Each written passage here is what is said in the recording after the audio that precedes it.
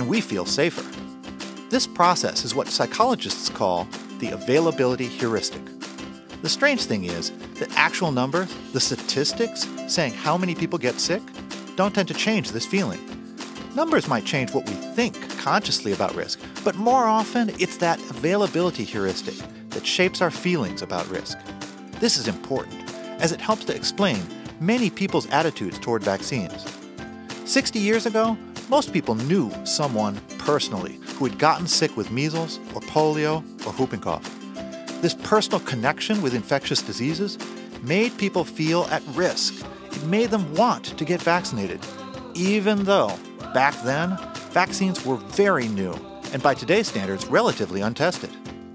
Today, most parents don't know anyone who has had any of these diseases. Vaccines have been incredibly successful at protecting people's health and saving lives, but as a result, they feel safe and secure. The problem is, in the modern world, the threat of these diseases comes from people we don't know. We live